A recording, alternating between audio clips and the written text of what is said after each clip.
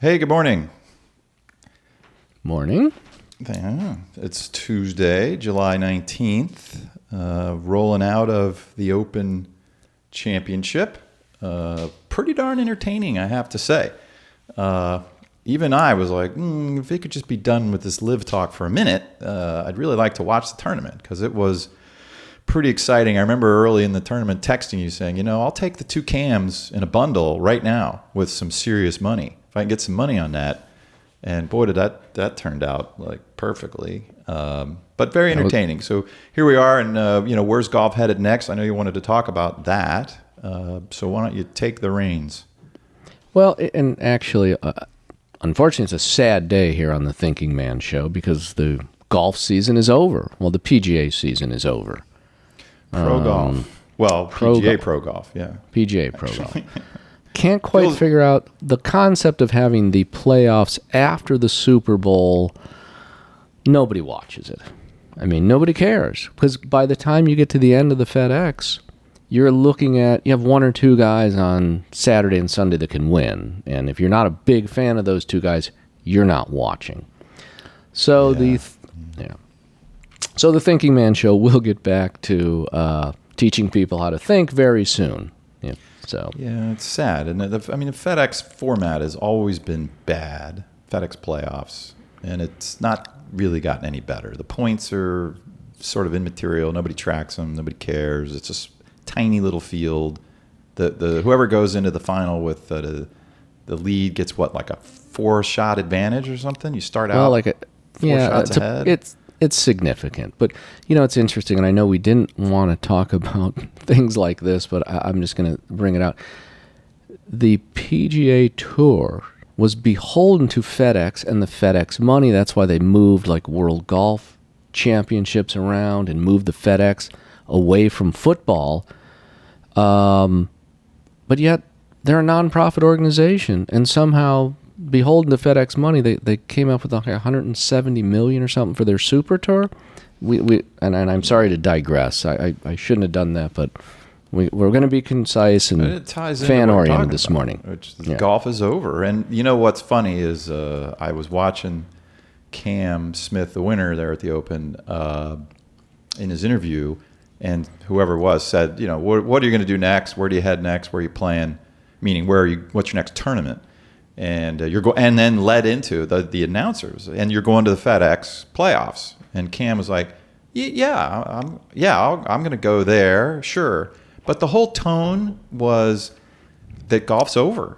That major season is over. I think Rory actually did say that, quote unquote, major season is over. And that's kind of the end, right? I mean, all us fans are like, well, yeah, there's nothing else to look at. Here's a great example. The 3M in Minnesota.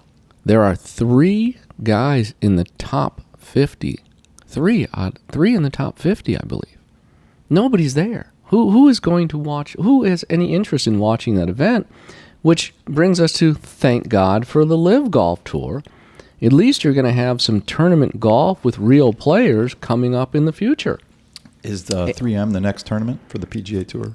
3M is this weekend, next tournament, and you have Finau, Matsuyama, and Im.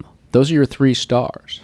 I don't know how much of a draw they are. Matsuyama. That sort of deflates one of my speculative players going to LIV. I can't imagine why he'd be playing there unless he wants the FedEx points. Well, I think it's probably a good flight for him from England to the hub there in Minnesota back to Japan. That's what I would guess. Rather than going the other way?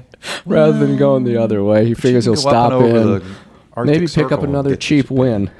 Yeah, but that's probably a long way to go. Well, I wonder why he's there. That doesn't help my theory that he's going to go to LIV. Yeah. Anyway, but at least there's some good golf with LIV coming up, and we were also debating whether it's the free speech tour or the personality tour. With David Feherty going to LIV, it is now the personality fair. What's that news? I haven't seen any of that. That's kind of earth-shattering to me. Well, he's going to be the announcer. I'm sure he's going to be able to speak freely. Where'd you hear that was in the offing? You know what? I saw it a couple places. Actually, my son mentioned it. I just pulled up. There's actually a New York Post article saying he's leaving NBC. Because who doesn't Leaving want to NBC to go broadcast? where? Said the Post. To the LIV Golf. The New York Post has that story. Yeah, a lot of places have that story. Oh, so it's a done deal then. I mean, It's a they're not done gonna- deal. Yeah. So we're going to Wow. go. Yeah. Yeah, let's. We'll go into the next and final topic. Then we can wrap the show. It takes us a while to wrap a show.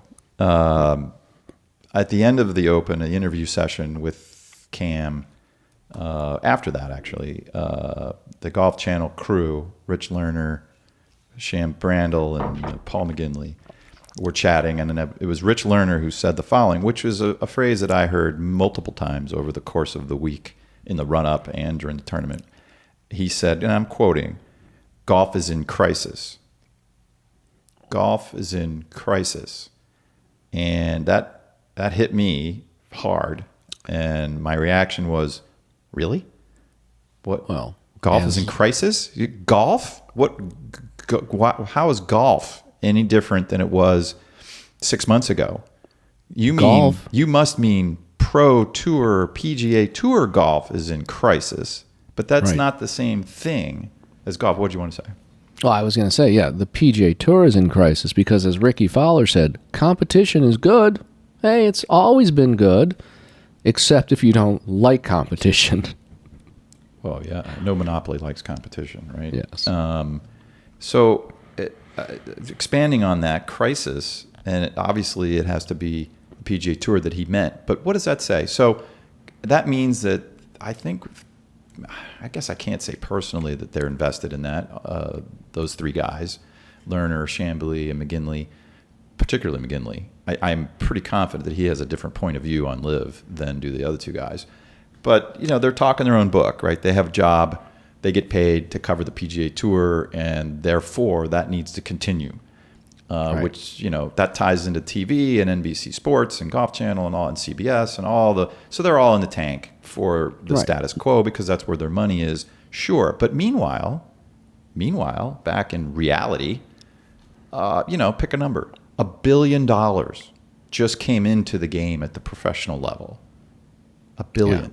That's not crisis. That's the the crisis- opposite of a crisis. Right. The crisis is network television is in crisis. They saw what happened with entertainment movies now, and sitcoms. There are no more sitcoms on regular television. So you have a situation where the network television and golf broadcast, golf profitability, or the profit streams is in crisis.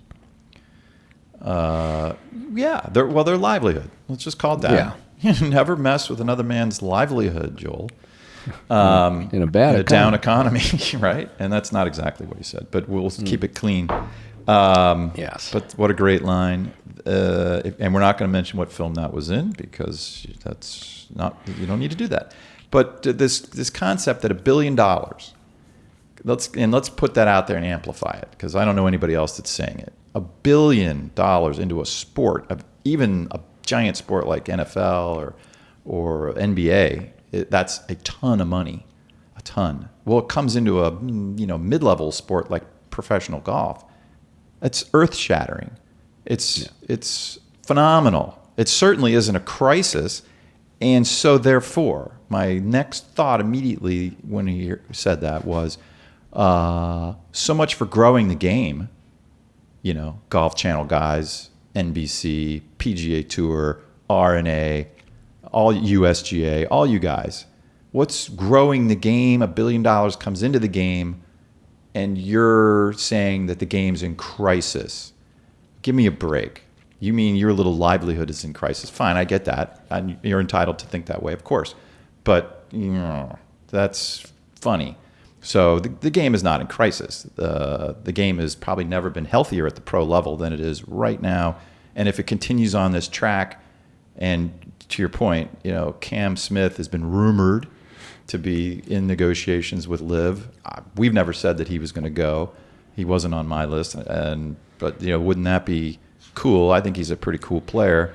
But back up a second to what you said earlier, which I didn't know at all. David Faraday going to LIV is a big deal. That's not a small thing. He is the top talent in golf broadcasting. Right. Top personality right now in golf. There's no question in my mind that he's the top, yes, what you just said, and top talent in golf broadcast. Now, will he shine as the lead guy?